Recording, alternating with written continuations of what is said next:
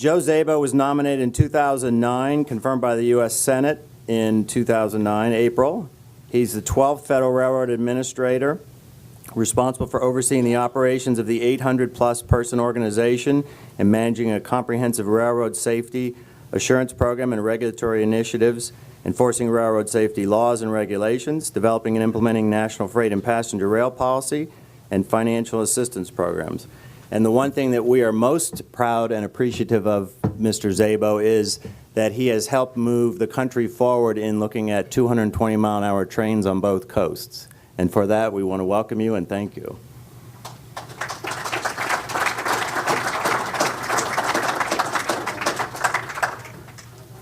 Well, thank you, Andy. It's good to be here. And let me thank the U.S. High-Speed Rail Association for organizing this conference, bringing all the leaders together. I'd like to recognize Rod Dearden, who truly was one of the early leaders in putting together the vision for that Core Express high-speed rail service in the state of California, with the chance to reach those 220-mile-per-hour speeds. And of course, I think, I think I see DJ Statler from Amtrak in the back. DJ, you back there? No? I'm not going to say that out loud. But, and I'll touch on it in the remarks, just some of the exciting things that are going on, not only to bring higher speeds and better reliability to the Northeast Corridor, but also the work that my agency is doing, that the Northeast Corridor Commission is doing, to talk about those appropriate infrastructure investments that will bring that Core Express 200-mile-per-hour service to the Northeast Corridor and get those 90-minute trip times between New York and D.C., New York and Boston. I know the Secretary's gone, so I guess I'm probably safe praising him. And of course, since he's announced his retirement, I don't have to get accused of, just sucking up to him. But I'm going to miss him terribly, and his leadership has truly been outstanding. And he talked about the naysayers, and I've spent a lot of time, as I'm sure many of you have, taking a look at the history of mega projects. And if you review that history, you'll see that every single mega project, and not just the history of the U.S., but actually globally around the world, every single mega project ever has had its detractors. And you read the arguments. They haven't been different for more than 200 years. And when you take a look at these mega projects, there's always that one or two visionaries, the champions who forge ahead and move that vision forward against all the challenges. And I'm convinced that when the history books are written on high-speed rail in America, Ray LaHood is going to be viewed, without question, as one of those champions. The year 2012 was a monumental year for American rail. Without question, one of the greatest in generations. It was the safest year in railroading history. Amtrak saw record on-time performance and achieved an all-time high in ridership. On the freight side, we saw intermodal freight traffic surge above 12 million units, which is very close to an industry record. With a vote of the General Assembly, world-class 220-mile-per-hour service began moving forward in California. In the Midwest, 110 service, 110-mile-per-hour service. The fastest trains outside of the Northeast Corridor were introduced on two key routes in the Midwest. We've made historic investments in new passenger rail equipment that's certified to go 125 miles per hour. That's going to be manufactured here in America. And we've launched the first comprehensive Northeast Corridor planning effort since the Jimmy Carter administration. In addition, we've successfully obligated 100% of our Recovery Act funded high-speed and intercity passenger rail program funding well in advance of our September 30th statutory deadline. Last year, 11 construction projects, 5 service development plans, and 4 state rail plans were completed. And as good as all this sounds, it's simply a warm-up. This is just a warm-up. The $19 billion this administration has invested in rail since 2009 is building, improving, or creating 6,000 corridor miles, 40 stations, 75 planning studies, and 30 state rail plans or service development plans. And with our high-speed and intercity passenger rail program, the next 2 years are going to be our busiest years of construction yet. We've got 52 projects in 19 states worth $3.6 billion in funding that are either complete, under construction, or set to begin. And of course, the big news is that this summer, California's high-speed rail project will break ground. In the Midwest, in the next 2.5 years, trains will be running at 110 miles per hour throughout most of the Chicago-St. Louis and Chicago-Detroit routes, cutting the trip times on both those routes by close to an hour.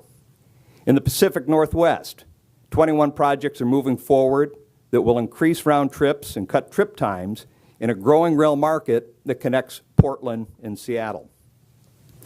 And we're also seeing the planning efforts for high speed and higher performing intercity passenger rail service move forward in states like North Carolina and Virginia and Georgia and Texas. In the Northeast, on the corridor, our planning effort is called the NEC Future, and it's one of the largest multi-state transportation projects ever undertaken in the United States. The end result will be a clear vision for how to optimize the NEC and the preparation of a 30-year rail investment plan to guide us forward. But in addition to planning in the Northeast Corridor, this administration, as the Secretary had said, has invested more than $3 billion worth of projects on the NEC for station and track development, for modernizing power systems, for replacing aging infrastructure, and for buying new equipment. These investments are allowing for faster train speeds between Philadelphia and New York, and for the untangling of delay causing bottlenecks at the Herald Interlocking in Queens, and in Delaware, and in Rhode Island. Stations are being upgraded in Boston, Washington, D.C., at BWI Airport, and in New York, where the Moynihan Station project will expand the capacity and improve the amenities at New York Penn Station. And major engineering projects are moving forward, including replacement of New Jersey's Portal Bridge, Baltimore's B&P Tunnel, and the Susquehanna Bridge in northern Maryland. We've also made unprecedented investments in vital NEC feeder routes, including 2 projects that have already come in on time and on budget. Last year, Maine finished extending the Boston to Portland Amtrak line to Brunswick and Freeport, restoring service there for the first time since 1959. And in Vermont, 190 miles of track upgrades have sped up freight and passenger rail service, improved reliability, and enhanced safety. But the time savings won't end in Vermont. A project in Massachusetts on the same corridor is improving track and creating a more direct route. And in Connecticut, by 2016, the segment between New Haven and Hartford will be completely double-tracked. So combined, the results will be a time saving of close to 70 minutes between Vermont and New Haven. And as we move forward on all these projects, the case is clear. America cannot afford not to have high speed and higher performing intercity passenger rail. That comprehensive rail system that allows service speeds and levels to be targeted to the needs of the marketplace. Let me take you back to something President Eisenhower said in his 1955 State of the Union address. He said, "A modern and efficient highway system is essential to meeting the needs of our growing population, our expanding economy, and our national security." And there's no question that was true 60 years ago. And of course, in some respects, it remains true today. But today, we're looking at challenges like how to move 100 million more people and 4 billion more tons of freight over the next 3 decades. And so for that, we're going to need a modern, efficient transportation system with all the modes working together at full strength. You know, there's an old adage, it's fundamental that no economy can ever grow faster than its transportation network can carry it. Transportation is the bloodline of any economy. But today, our highways and airports are stretched close to their limits, and the cost of over-reliance on them continues to grow. According to a Texas Transportation Institute report released just last week, the annual cost of highway construction, or highway congestion alone, now costs our economy over $120 billion a year, which equates to a cost of $800 per year to each commuter, and these costs continue to grow. Close to 3 billion gallons of fuel, enough fuel to fill the New Orleans Superdome 4 times, is wasted every year. And for the first time, the Institute also measured travel reliability. Underscoring the need to provide more transportation alternatives, the study found that increasing amounts of time must be set aside to ensure on-time arrival for high-priority freeway trips. Our airports, take a look at our airports as well. They're struggling to keep up with modern demand. We're at a point now where nearly 20% of all flights are delayed. And as a way of confronting high fuel prices and changing demand, airlines are now making significant cutbacks to short-haul flights to small and medium-sized cities. So in the face of these challenges, the efficiencies of rail simply cannot be ignored. With service levels that are targeted to the marketplace, rail can be the most cost-effective, least oil-reliant, and most environmentally friendly mode to move people. 2 railroad tracks can carry as many travelers in an hour as 16 lanes of freeway. And the cost of building rail compares favorably with roads. Rail right-of-way only consumes 1/3 of the land required by roadways. But here's what I call the untold story. We simply can't ignore the fact, and it is a fact, that Americans' travel habits are evolving. You know, there's this old common myth out there that America has too much of a car culture to embrace trains. But take a look at the facts. According to a recent study by the U.S. PERG and Frontier Group, over the last 8 years, Americans have actually driven less while using passenger rail and public transit in record numbers. And these changes, it's really remarkable, these changes are happening fastest among young people.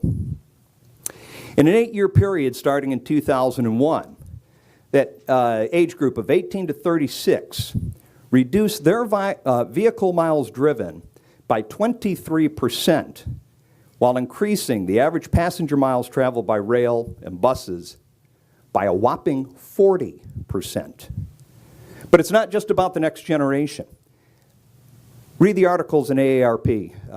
I hate to admit I'm old enough to get the magazine, but I am.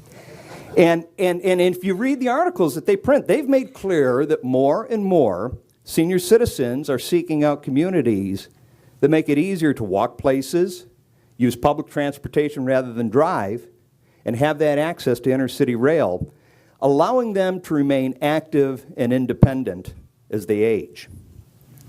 Compared to the decade prior, in 2009, seniors made 328 million more trips by rail and transit. And so, friends, this is the future we're preparing for. Ultimately, it's up to us to form the partnerships and to build the vast public and private support that we'll need to gradually realize the President's goal. Now, I'm sure all of you heard President Obama remind us in his inaugural address that, and I'll quote, "Together, we determined that a modern economy requires railroads and highways to speed travel and commerce." And I think that line was a great reminder of the timeless value of public-private partnerships in advancing transportation and, of course, advancing our economy and our way of life. Before government and private sector began working together in the 1850s to expand our rail network, there was no national economy. It simply didn't exist. You take a look before the Transcontinental Railroad. All we had was a series of small economies, local economies, and none of those economies were any bigger than the distance a horse could walk in one day. But the Transcontinental Railroad changed all that, and ignited the greatest economy that the world has ever seen. New railroad towns sprouted up all over America, and new industries with a connection to rail were able to thrive anywhere in our vast nation. And we not only built the Transcontinental Railroad in America, we made it. We made it in America. I love this little fact. The Pacific Railroad Act of 1864 was actually the first Buy America provision. Yeah, it required that the rails and all the other iron used in construction be American-made. And so as we modernize our rail network today, we're building on that legacy through our Buy America program, which ensures that everything from tracks to cross ties to train sets to new stations gets built in America with American-made parts and supplies. At the same time, across America, we're again witnessing the transformative power of station development and improved connectivity. Due to the extension of service in Maine, millions of private dollars have poured into downtown Brunswick for commercial and residential development around the station center. And I visited with that developer. He told me the one and only reason he made those $1 million of investment was because of that rail line extension. Similar stories playing out in cities like Normal, Illinois, and Denver, Colorado, proof that revitalized train stations are magnets for economic development. Now, I'm particularly pleased that Amtrak and California High-Speed Rail Authority have answered our call at FRA to come together to work to explore a bundled procurement for the next generation of high-speed rail equipment that will be designed to reach those speeds of 220 miles per hour. Through the good work of our safety team at FRA, our industry stakeholders coming together, we've achieved a performance-based safety approach that will allow proven high-speed train sets based upon those existing international platforms to be quickly designed and adapted for use in the United States. And combining these orders together, the power of bundling will incentivize high-speed rail manufacturers to build factories domestically, creating new high-quality jobs and tremendous opportunities for suppliers. And above all, Amtrak and California High-Speed Rail Authority's announcement shows just how far we've come in only 4 years. Now, there's always going to be the critics. There always is. Again, just go back and read the history on virtually every single mega project. But all the great projects, whether it's been the Golden Gate Bridge, the Panama Canal, the tunnels under the Hudson River into downtown Manhattan, they all have two things in common. They all start with a vision, and they don't happen overnight. The interstate highway system, it started with 8 lonely miles in the middle of rural Kansas with no direct connection to a major city. It took 10 administrations, 28 sessions of Congress, but year by year, piece by piece, as a nation, we got it done. So just like our work today for a higher performing rail network, it was a multi-generational effort. We stayed committed to this effort because we knew it would propel our economy forward and meet the mobility needs of the 20th century. So today, we must commit to solving the challenges of a new century, those challenges of congestion, fuel utilization, air quality, and global warming. The next generation is counting on us. And years from now, when they study our actions and our choices, our successes or our failures, they'll look at the choices we made, taking into account all the knowledge we had. Will they see we got it right? With the commitment of President Obama and with the talent, the energy, and vision of everybody in this room, I'm convinced that the answer will be yes. Thank you very much.